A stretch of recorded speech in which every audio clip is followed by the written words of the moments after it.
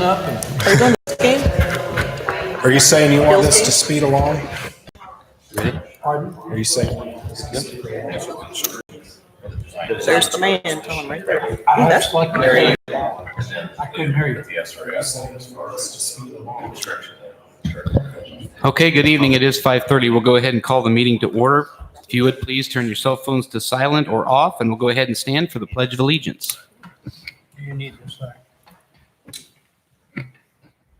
Pledge allegiance to the flag of the United States of America and to the republic for which it stands, one nation, under God, indivisible, with liberty and justice for all.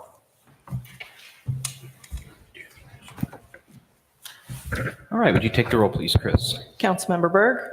Councilmember Rowe. Here. Councilmember Stevens. Here. Councilmember Myers. Here. Mayor Pro Tem Dalby. Here. Okay, and is there a motion to approve tonight's agenda? So moved. Second. Okay, take the roll, please, Chris. Councilmember Rowe. Yes. Councilmember Stevens. Yes. Councilmember Myers. Yes. Councilmember Dalby. Yes. Okay, if there's anybody in the audience that would like to approach the council about an item that is on the agenda, please do so by grabbing a form up here on the rail and giving it to one of our staff, and they'll go ahead and give that to the city clerk, and we'll call you up when that item comes up. And tonight there are only 2 items, so that should be pretty simple. Okay, now that that's covered, I'll turn it back over to you, Chris. Work session update for CSO Phase 8, Division 1. Recommendation, receive presentation by Public Works and Beanstra and Kim Incorporated to review the Phase 8, Division 1 project phasing, letting, and funding. Move the recommendation as presented if we need that. I don't believe we do, but that's always good move. So at this time, good evening, Larry, and good evening, Ted. You guys have the floor for make your presentation.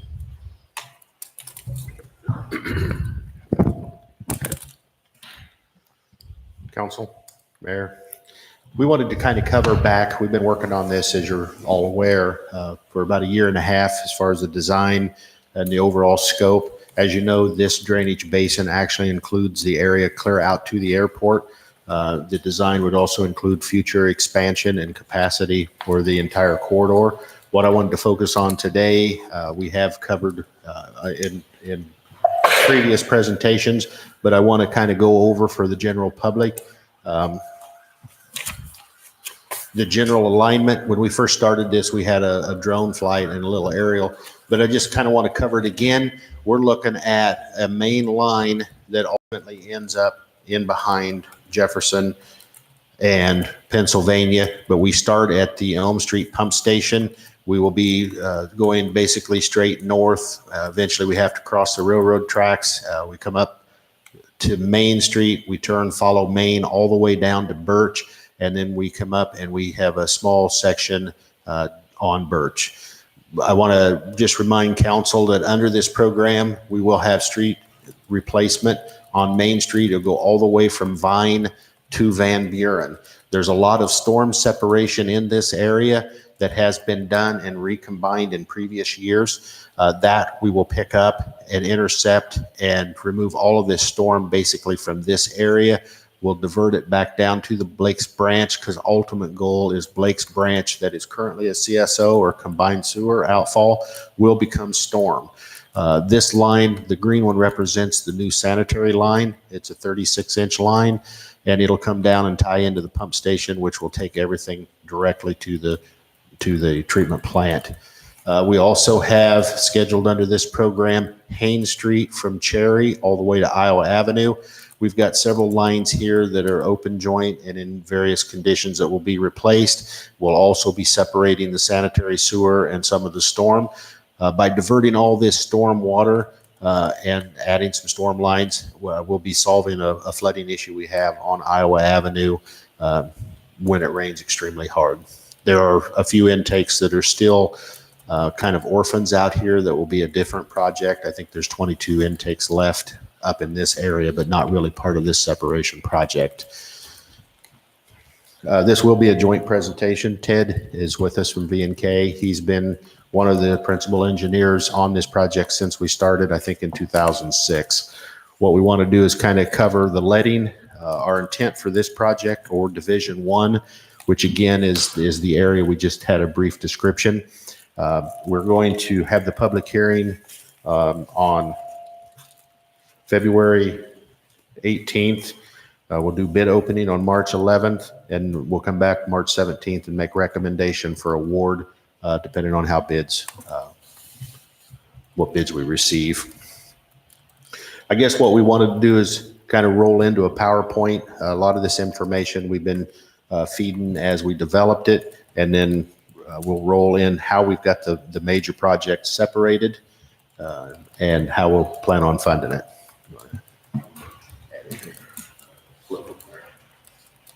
To the different ones. Oh, yeah, the PowerPoint, we're good. You've seen this all before, but for the sake of the public and others, I'll kind of go through it real quickly here. Go ahead, or just, I can't move it here. Go ahead. Yeah, just one. Here. So again, the major part of the project called Blake's Branch, and this is part of our consent decree, which lasts till 2036. And we're going to have some help from Congress in order to extend that timeline because of the cost.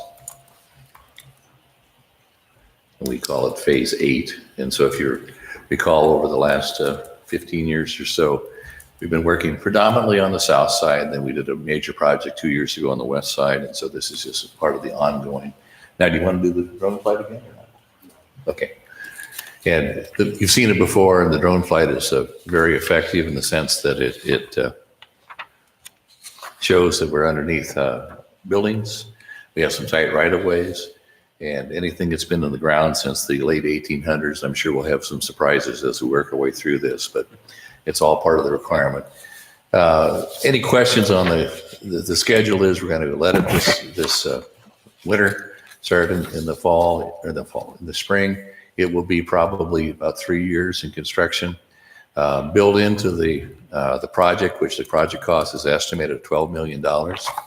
There's about $2 million worth of water mains, and mayor and council and staff has been meeting with the waterworks to decide how we're going to get paid back for that. And it's really critical because all of the additional projects along Blake's Branch might have water mains, so we need to be sure that we have a way for the waterworks to pay the city back, which we've been able to do in the past. We have a ongoing planning and design loan. The first phase will be local monies. It'll be lost. It'll be TIF, be some reserves. And so, but the future ones will be SRF. We want to talk to you about how we get onto that program. And stop me with any questions but I think you've already seen this before. There we go. Once again, Division 1, as Larry described. The future divisions, and there's also a drawing here which might be easier, at least for my old eyes, to see. There's about 4 to 5 additional divisions, and we've gone through this a couple of ways, especially focusing on the financing. And we're trying to come up with the projects that end up being about $6 million per year. Now, the rub on the projects beyond Division 1, it's going to be local funds. It'll be borrowing from SRF. We're going to, I would really tell you folks to be looking at block grants and dedicating the block grants to the CSOs. We're starting the campaign again to get into DC. And, you know, the problem with DC is that the infrastructure bill is really strong. Everybody likes it, but they don't get anything done in its regard. And so someday, I would guess, maybe not this year, but at post-elections, there will be a push for infrastructure. They've been talking about, you know, somewhere around $3 trillion is the last estimate I heard. And so Ottumwa needs to get in line. We need to kind of make our pitch to our congressmen, our senators, and also our local representatives to say, it is quite a burden for a city of this size to take on the estimated cost for the remaining ones is $37 million. And that does not include any water mains. So we have a just cause to go in and try to make sure that you understand our situation. Okay. Yeah. One of the things I want to point out to council is what we ended up doing. We looked at several different methods. Do we take this backbone, again, which goes all the way up to Pennsylvania and Jeff? Do we build it? Well, if we did, then we was going to have some sort of bypass structure, put it back in the box, and you wouldn't really be getting separation as you went. We also wanted to look at, all right, we want somewhere around 6 million a year, so somewhere around a $12 million project. That was twofold. Not only do we want to reduce how much of the city we have tore up at one time, we also wanted to make sure that we didn't limit some of the larger contractors. You get much above that, you really narrow your pool of contractors that can bond that size of project. So that is how we come with this final solution here. And again, I want to point out that as we go through the actual design and we determine, all right, this street needs replaced because the sewer is down the middle and it's absolutely failed, or perhaps we can rehab this sewer, we don't have to take this street out. So the dollars might go further, they might go slightly less. These are just kind of signposts and guides. This will change over time because we're looking at a project. If we do this, and of course we have to get DNR, EPA buy-in through the compliance schedule, because originally phase 8 was to be completed by December of 25. We're proposing, or we will go back to our regulatory people and say that all these phases are going to be between 20 and 31, year 31, with the end date of our compliance schedule 36. So that's the reason we've done this. I just want to make sure that we get into some of this. This is an enormous basin. There's some major storm lines and stuff. And when we get into it, I mean, this storm line right here goes under Schaefer Stadium or under the football field. So we have to look at, we're not tearing the field up. We'll, I seen that look. we will lay a new line, you know, and we'll have to do some evaluation and see. Hopefully there's not a lot of lines coming into that because we know that it's deep and it's old. So there's just a lot of design features that will probably change as we go through and over the years to come. But that's why we did it this way. Not only that, when we complete this section, we actually have separation that way. And the same way, we'll just keep doing it in stair steps. If we get to here, that much of the city will be separated, that much load will be removed from the river.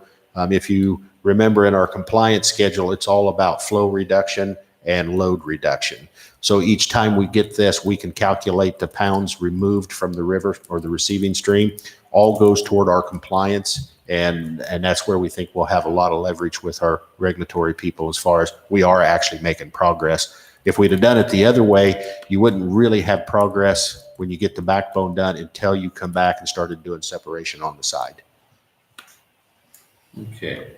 And then one of the handouts you'll have is that we kind of priced out per division what we might be able to take on.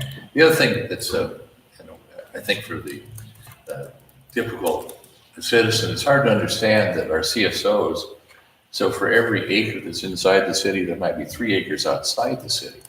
And all that water comes into the same pipe. And that's why the pipes are so large, and that's why it's so expensive to separate them. And that's exactly why the original folks that put the sewers in, it was much cheaper to just put in one pipe rather than 2 pipes. And that's true everywhere. Okay.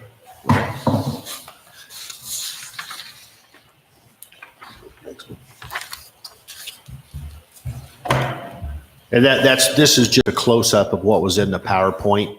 I guess I could have waited till this. I got ahead of myself.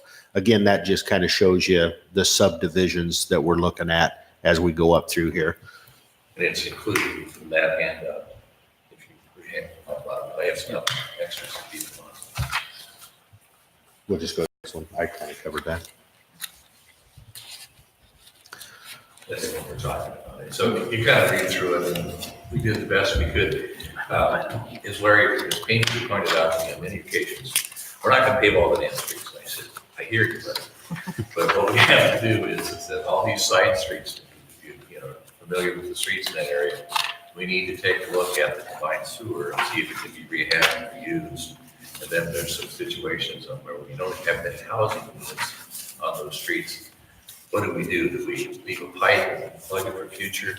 But all those decisions have to be made. So it's kind of a two-phase design that's going to work out. So we'll be coming back to the council at that time, making those decisions on individual streets. Does it make sense to put in, a full width, full depth street, even though the street's not in the best condition? And it'll be based on what is the traffic count, kind of our normal selection process. I mean, cut one will be, is the sewer, what kind of condition it's in? If it has to be replaced, it's right down the center. It's kind of the same thing that we've always done. You have to evaluate each street.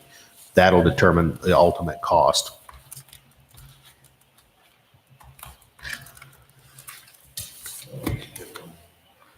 Well, on the, should have been one on the IUP, but, That's, I think, at the bottom of the other one.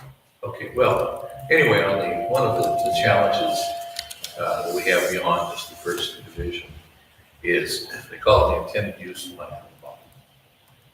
One more. One more. One more. Anyway, the SRF, there's a detail in there on your handout where what they do is actually I always got one of the better ones in the nation, revolving loan fund. What this means is that it is a loan. It's because of the way it's structured, it is less interest than typical offerings, typically 20 years. And what you have to do is that you have to send an application in to get on the intended use plan. And for example, so we've kind of projected about $37 million. This is one where we have to decide, and we've been having some real productive meetings with waterworks. We need to know which mains might be impacted by our sewer job. If that's the case, it would be eligible under wastewater. So if it's something they'd like to do in the same area but outside of the main contact, it'd have to be remote. And once again, we're trying to make sure that everybody understands up front, shared design costs, construction services costs, and how we're going to pay you back. And so that's a big deal. We need to be sure that.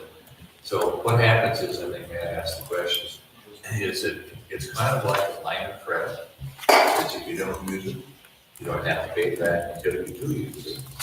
Des Moines, for example, has hundreds of millions of dollars on the IUP. They've been there for a decade. And so what will go on is that probably there'll be as many as 4 more contracts in the Lakes Ranch area.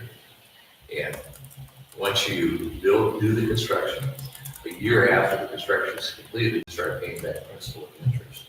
And so as we're talking about raising rates and such, there's a little bit of wiggle room on where the money has to be there. Does that make sense to everybody? Mm-hmm. The loan, you don't pay back the loan until it actually is used.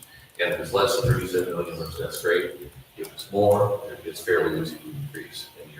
And you're looking 10 years out at what's going to happen with construction costs and this sort of stuff. But that's one of the things that we need to work on as a council between now and the next middle date is the 2nd of March. But you probably need to start using the SRF construction loan until maybe 2023 or 2024. Okay. Any questions on that? Okay. Yeah, and so we've been working with Tim Oswald as far as trying to take a look at, take a look at how we're going to finance this. And it's always a challenge. And so some of the things that we provided, I think the question was asked about, so what if we use general obligation bonds? What if we use what impact it would make on taxes? And so some of this stuff we can look at in detail if you want to, but it just kind of gives you an idea, the difference between a 10-year payout and a 20-year payout. And of course, everybody knows on their home mortgages, if you could pay it off sooner, you save a lot of interest, and that money could go to something else. But also it makes a big impact on rates, of course, or property tax. Okay, you can see this is just on $1 million. And so the difference is in terms of interest on a 20-year, it's $344,000. On a 10-year, it's $172,000. So it's significant. But again, you have to figure out a way to come up with those dollars. And this is just kind of the stuff that we looked at just in terms of the impact. And remember, we get our money through the water use, which is inherently unfair because we have to treat a lot more water at the wastewater plant than we buy for water. But that kind of gives you a rough idea of how you would pay that back. But the stuff that on the meters, $1 million would be an impact of $6, and that's an annual cost, so 50 cents. Now, one of the things we've talked about, and we got EPA asked us about this, 11 years ago. We need to take a good look at how many meters we actually have. And this may be multifamily, different units. And so that's one of the things we're going to talk to you about is new money. How do we do this? How do we come up with this? That this is based on existing count on meters. Anything else? Okay. Okay, and so what we do when we do some financial planning, we go through and we try to list out the projects. When they occur, we're adding 3% inflationary costs, and you can kind of see what the costs are. The rest of those are still within our consent decree, Mary and such and Harris Branch. We don't have those factored into this next 10-year program, and that'll be one of the ones that we certainly want to talk to EPA and DNR about where do we go from here. There's, without a lot of detail, there's some goals we're looking for within the CSO, and I think in a lot of ways we'll have satisfied those post Lakes Branch, but since I'm not an official for DNR EPA, they probably won't necessarily listen to me, but we're going to try. Okay, that's kind of, everybody see that? What we do currently, and we have sources of money for the Division 1, and that is, will be a bond, and we'll pay back the bond through loss money, through TIF money, and I think Gabe also through some reserves now. And there's some other bonds we're retiring and such. And so that's how we're proposed to do it. If you remember, your loss generates about $3 million, and approximately $2 million goes to streets, and then $1 million goes to sewers. And so as we go through these, we present to council, where do we come up with the money? How do we do this? And so that kind of tells you where the funds are currently. And there's one thing we did discover is that we've been setting aside council's direction about $500,000 a year, which has gone to the plant/system. And so as you get into the model, we've said, well, we need to be able to use that, which will hold down the rates. Let's see here. Okay. Some of the, this is just sewer funds. And as you now remember, in 2013, we quit raising rates on the wastewater plant, or for the wastewater system. So we're probably, maybe 7 years in arrears. And if you kind of compound, we used to raise it at about 3% per year. So we're short about 40% in revenue if we just do it through sewer rates. 25% of that probably is what we're in arrears for not raising rates. So, I'll throw in with you that 12% looks pretty onerous, but there's probably, maybe half of that or more that is just getting caught up. And I don't know, for whatever reason, and we were very fortunate with grants and such. But so if you look at this, and that says that there's a series of 12% increases, and if you go over to the That would be with no loss. right, this is just out of straight sewer rates.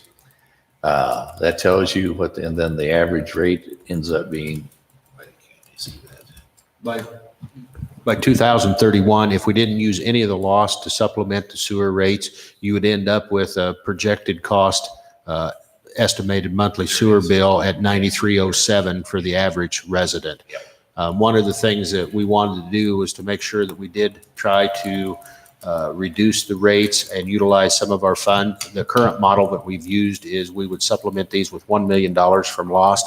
As Ted mentioned, Lost actually generates about 3.3 million. There's 10% debt or tax relief in that. So that takes about 300,000 off the top, leaves us about 3 million. One of the things we did not want to do, and we've discussed throughout this whole compliance schedule, is we do not want to take, or we don't believe we should take, all of our street funds. That's kind of what we've discussed over the years. We do have a model that was created if we continue to use $1 million to offset this. You want to just pan to that? It's down a couple pages. So could I say something Sure. without interrupting too much? Well, I just wanted to point out, when you're mentioning, Ted, that we, for several years, we didn't raise, we'd be further ahead. But at the same time, how many years in a row, as we started phase one and how many years in a row did we increase every year for? Right. And so didn't we, one of the reasons at the time the council chose not to continue was because we had raised several years in a row a certain percentage. When we first did our big first rate adjustment, we had looked at and had set the rates at 12.5% revenue increase, which ended up actually equating close to 15% on your sewer bill. We had projected 5 years of 12.5 and then 8% after that. What we did, and we'd recommend doing here also, is come back at about year 3, see where we're at. The thing that really helped us, and we were able to reduce it instead of all 5 12.5s, I believe at year 3 or 4, we come back and went to 8, was we were able to bring in different grants. We had about 6.2 or 3 million in STAG grants. Then we were very successful with iJobs money and forgivable SRF loans. There was a whole combination of grants that we brought in on that first round, which really suppressed what the rates would have had to do if we would have supported all those projects with sewer rates only. This one is modeled the 8% for up until 2028 is using $1 million worth of lost to reduce those. We think that there's no guarantee because you never know what's going to happen in the DC environment, and this does not include bringing in CDBG money. Those funds, and because of the way the dynamics had switched with SRF, the CDBG no longer affects us if we're using SRF because all the requirements that's tied to CDBG is also tied to SRF now. So that would be a good way to supplement and pull that in. The city of Ottumwa, they qualify for $800,000 a year based on our population. We should be very aggressive with that. And if you look at the match ratio, if we're doing $6 million a year and you're asking for $500,000 or $800,000, that's a pretty good application. Okay. I was just wanting to point out to the present council that the rationale back then was we were raising several years, and as Larry indicated, and so we're going to be faced with the same thing. But it wasn't that we just neglected doing it. Yeah. The only thing I can tell you, and I'm not lecturing, okay, is that we have, our costs go up probably 2%, 3% per year, even if we weren't doing any projects. And I would suggest, and I think Kayla agrees, is that we need to have either call it performance or yield fund that says, I'm going to cover my costs, real costs, not, these are projected costs. And I need 2% or 3%. I'm going to automatically do that so I don't get behind. Because it really is easy to say, well, because look what's changed over the last dozen years, cost of labor, power costs, chemical costs. And if we don't do this every year, regardless of projects, we're always going to be behind. And that's, so I'm not, Bob, I'm not lecturing. No, and I understand, but you got to realize when we first started it, that was the argument then. Why didn't the councils for 30 years prior, why didn't they set aside the 2-3%? And then I'm just pointing out. Sure. It's just, and then, let's see, on, I guess we moved it. But item 25 shows us using the money we built in the plan improvement fund. And so we're going to continue to do that. One of the things that we've been looking at is that, so 8%, 12%, it's a lot, it's a big increase. So how do we go about trying to bring in new monies? And some of the things we've talked about almost for a dozen years now, stormwater utilities. The way it works out is that for every $500,000 of new money, right, not rate increases, it can impact the rates by about 1 to 1.5%. And so if you go through it and you look at some of the things that other councils have looked at, maybe charging, per meter for multifamily, maybe look at the strength of wastewater, look at stormwater utilities, all of which most cities do. That might be some way to kind of alleviate the issues as far as the needed rate increases. But out of that 8%, there's probably 4% catching up and trying to stay current. Councilmember Rowe, did you have a question? Not necessarily a question, but to Councilperson Myers's point, I believe, I distinctly remember 2 years ago when we were talking about this presentation, we had talked about not doing the rate increases for several years and how that was probably a mistake and that we needed to address that at some point in the future.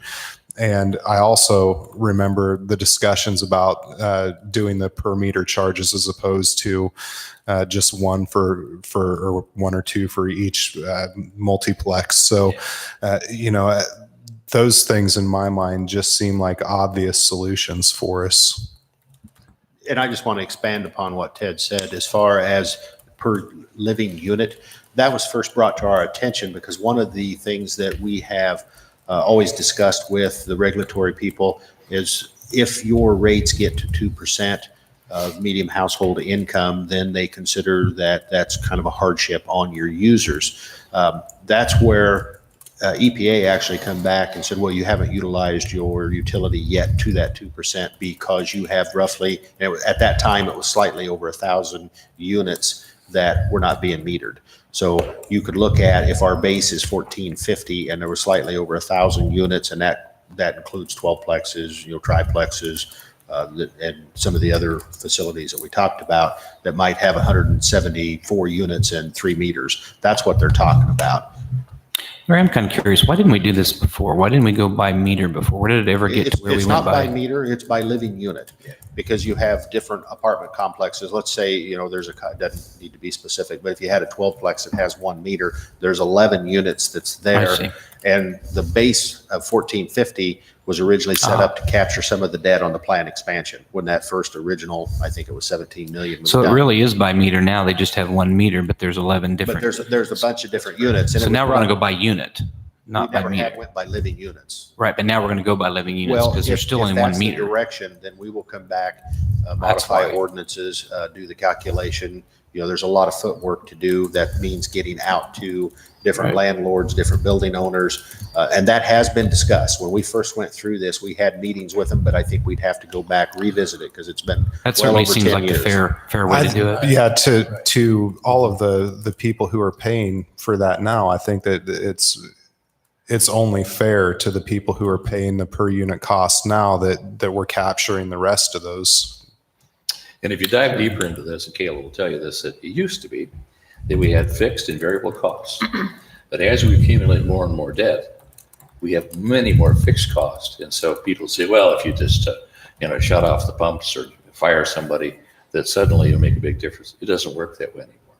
And so now we need to adjust to that new scenario and be able to say, okay, what do we need to do? And there's an issue of being equitable and being fair. Right. And the people say, well, how do I know what my occupancy is going to be? Well, how does a motel know? That's in the business plan. And so in terms of being fair, what we're trying to tell you is that we're going to pursue grants, but there's some things you can do within your own structure that would generate more income, and that would have a positive impact on wastewater rates. Now, the hardest part of this is, when do we start?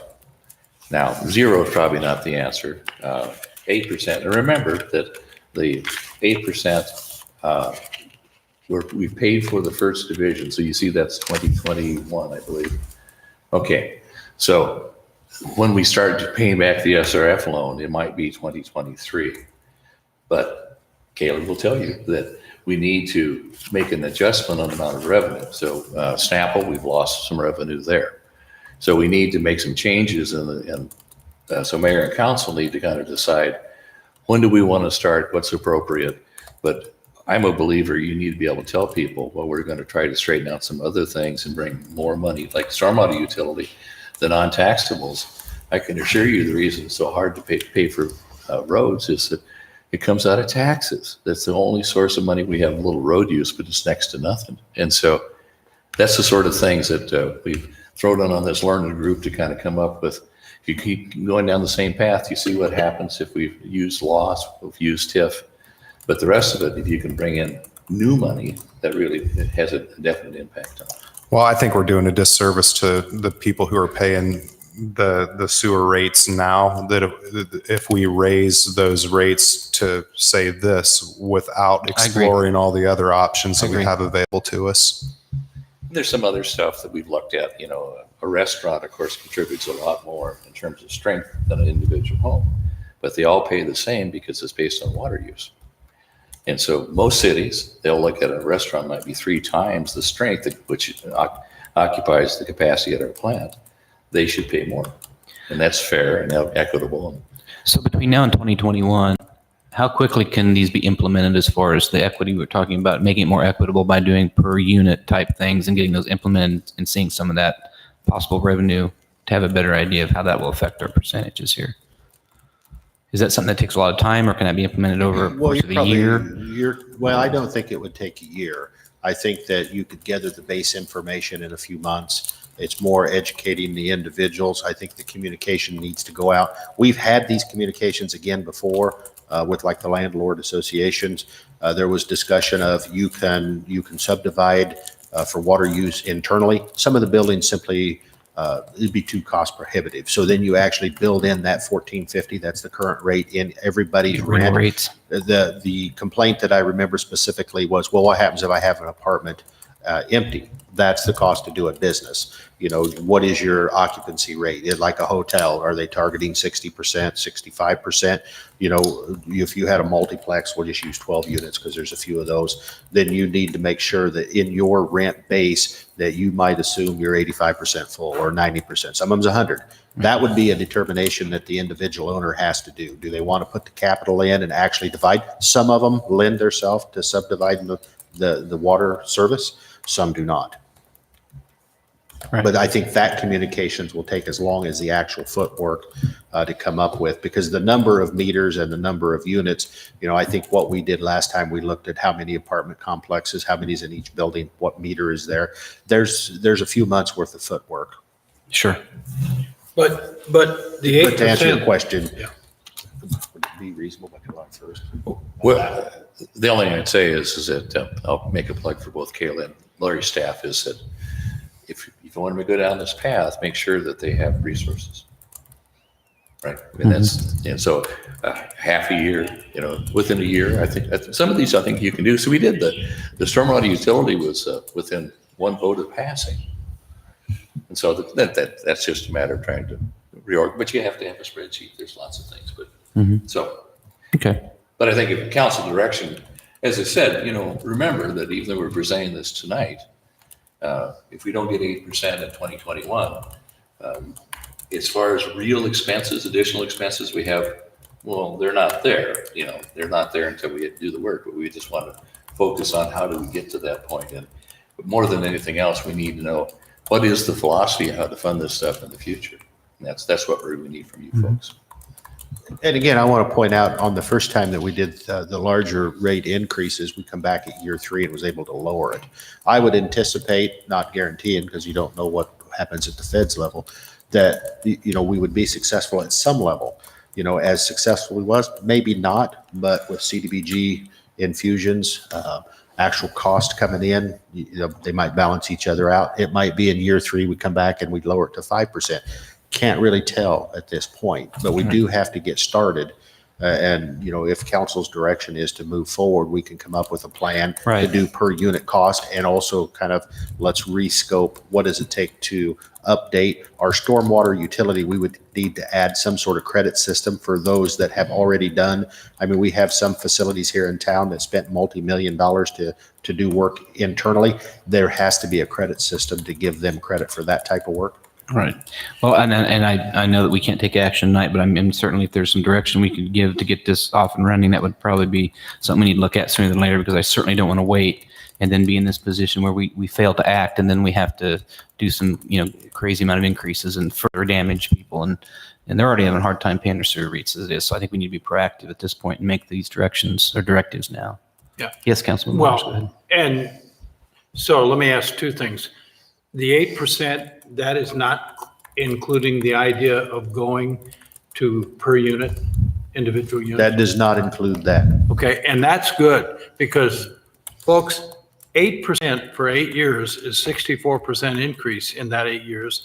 And I saw somewhere, I made it, so it's probably not accurate, $144 at the end of 8 years for sewer bill. No, that's not quite correct. It isn't, okay. If you look at 8%, if you want to go to the end of the 8 year, you'd be at 73.85, and that's estimated on the average. And I think we included 5,000 gallons of use. Oh, good. And that includes what we pay right now and the additional 8% Yes, each year? that's projected out at the end of 2028. So that's the end of the 8 years. You'd be at somewhere around 7385. And again, that's anticipating using $1 million worth of loss to offset and no grants.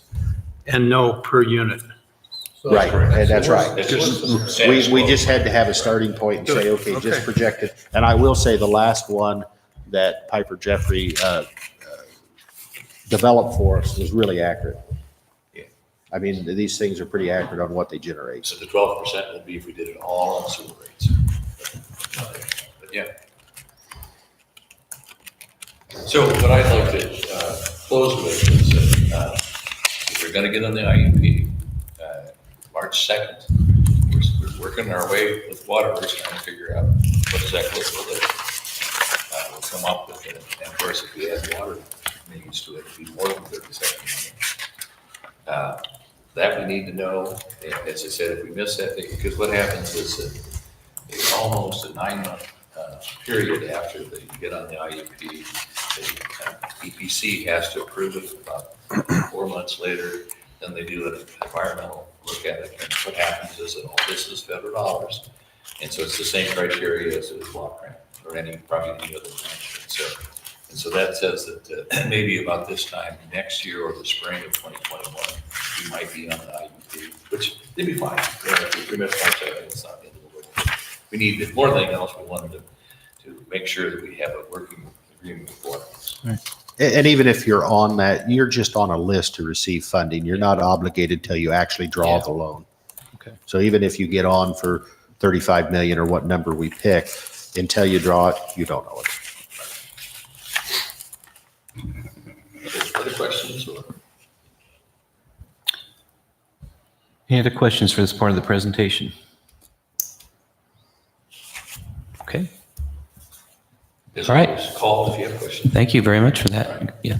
Just that at some point we need to know, are we bringing rates back? Because what I get from this is we need to look at the rates for sure. We're going to do the per unit. We're going to start that process. We'll start developing and see at least what does it take us to update the stormwater plan as far as having some sort of credit system for the larger businesses that have invested in existing. Because we would have to have that to move that forward. Yeah, at this point, I don't hear any objections at this point to either one of those ideas. I would just take that as a direction that's a direction the council wants to take. So we'll start developing the information needed to move those 3 separate units forward. Sounds good. Thank you both very much. If you want to do the meters, stormwater, whatever, but we're shooting maybe for July 1st to have a recommendation. Rates. Yeah. Yeah. And not only does that look pretty equitable, but I think that's really the only options we have at this point to keep our rates as low as possible and use most of the funding opportunities you suggested, it seems. Without half the resources, we're going to 8%. And again, remember that those are not, 8% and then come back in 3 Yeah. years. I think that's what we should do, is move Review, 'cause forward we with them. Yeah. And start the process to get them implemented by like July 1st. Mhm. I don't know if we can do the per unit one. It follows shortly after that, if not at the same time, probably shortly after. And then we'll come back and simply say, hey, we've been successful, or no, we need to maintain this. And again, remember that these estimates are assuming that we're going to replace quite a few of the streets. That's probably not going to be the case, depending on the actual final design needed to accomplish the project. Right. Certainly nothing north of that, but anything under that would certainly be appreciated. We'll look forward to that after a review. Yes. Well, thank you very much for that presentation. Thank you, Ted, very much. Yes. Mr. Mayor, this fits in very nicely within or segues in. We are planning to make a trip to DC, and I want to extend the invitation to council that Ted would meet us there, and Larry and our new administrator. And we'd like to have a couple of councils. So if you're interested, make either Katie or me aware of that in the next week to 10 days, because we want to get some arrangements made. Certainly. We're talking about March 8th through the 11th, give or take, a couple days there. And we would visit with Senator Ernst, Grassley, and Loebsack and their staffs. And then we would go to EPA and agriculture and anybody else that we can hit up that might have some money for us. Well, yeah, Mhm. and it is a process. You need to get your hat in the ring and keep checking in and build staff, inform information with staff and make sure that they know, because like I said, the infrastructure bill, everybody agrees to it. Nobody knows what it means, how they're going to pay for it. But what'll happen is when it does occur, people that actually are in place have much better chance Right. of getting those early grants, and it'll fit nicely into your 10-year plan too. So. All right, anytime we can lobby to keep prices down for the people we represent, it's always a good idea. To do it too, man. So. Yeah, exactly. Thanks a lot, Ted. We appreciate it. You too, Larry. Thank you very much. All right, we'll move on to number 2. Is there more discussion on it, or was that all on that? Well, we have a number 2 here. I guess, is there? more an- discussion? You rolled them We together. roll them together? Okay, that's fine. They were just listed as 2 separate items. I didn't know if Kayla had any remarks for the funding side. Okay. Is there any more questions for Larry, Kayla, and then Ted has left the building now, so. If not, we'll move on to the public forum part. If there's anybody in the audience that would like to address the council on an item that is not on the agenda, doesn't look like there's anybody, but if there is, please step forward. Now is your time to do that. And seeing none, with that, I'd entertain a motion to adjourn. So moved. Second. Okay. You take the roll, please, Chris. Councilmember Rowe? Yes. Councilmember Stevens? Yes. Councilmember Myers? Yes. Councilmember Dalby? Yes. Good evening, everybody. It is 6:16.